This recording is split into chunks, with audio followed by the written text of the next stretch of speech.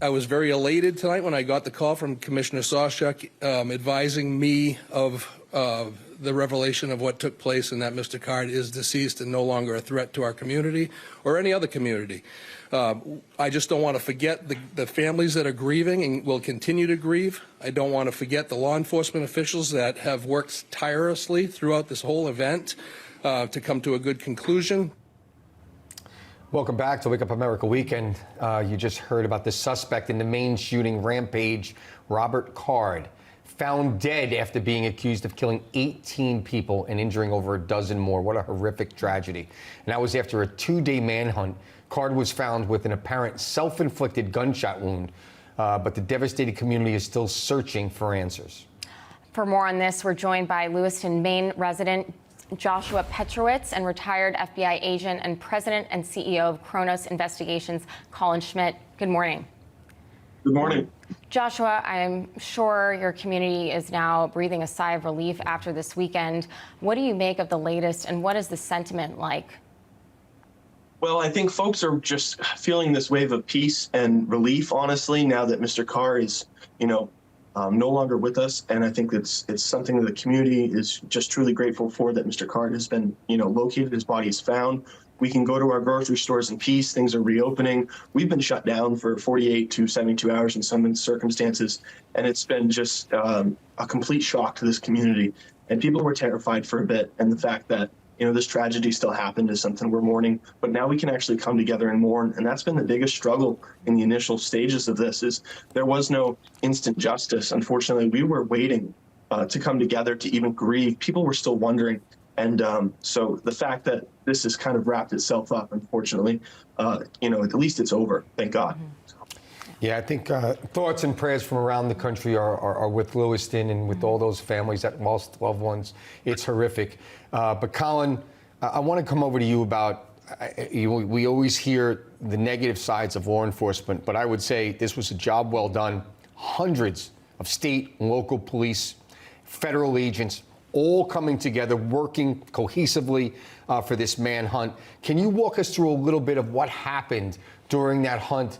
And how they were racing the clock, how important time is for those in our audience to understand a little bit of what goes through your mind if you were still an agent and had to work this case.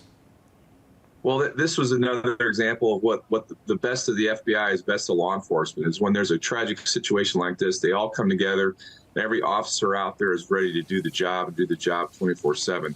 So in this case, the resident agency that's up there in Maine got the call, most likely heard about it on the media, and then immediately called their law enforcement contacts and said, "What do you need?" And then at that point, the local law enforcement probably said, "We don't know what we need." And those local agents from the FBI were rolling to the site or rolling to the forward command post, ready to start finding out what resources that they needed from the federal government. And that also happened with the ATF as well as all the other federal agencies that are up there. Now that's an area that's pretty sparsely populated, so there's not a lot of federal resources up there.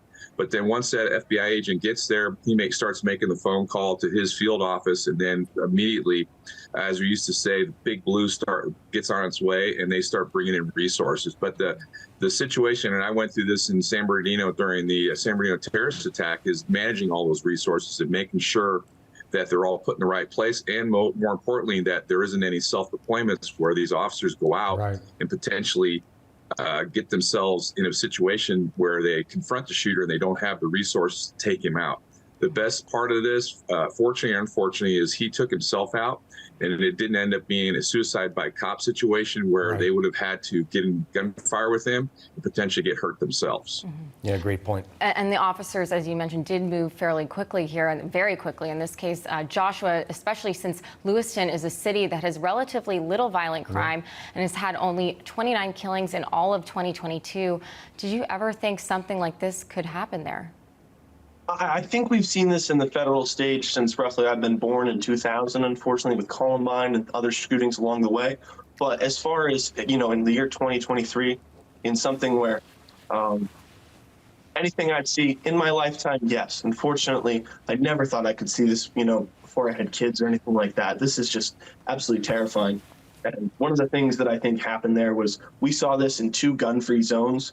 Constitutional carry is allowed in the state of Maine, and unfortunately, those were posted areas against that, one being a bar and the other being the bowling alley. So I think there was no opportunity for a good guy with a gun to do any instant justice, unfortunately, and that's what led to this manhunt. And I'd like to say the men and women that are in blue that are serving this community mobilized incredibly quickly. As somebody who's on the ground here, it was an extremely rapid response. And I drove by Lewiston High School to check in to make sure there was nothing I could do in case they were sparsely coming together. Right. And they were absolutely in good standing, ready to go. The support from outside of the state of Maine and outside of Androscoggin County has just been phenomenal. So excellent. Well, Joshua Petrowitz and Colin Schmidt, thank you so much. We really do appreciate your insight. Thank you. Thank you.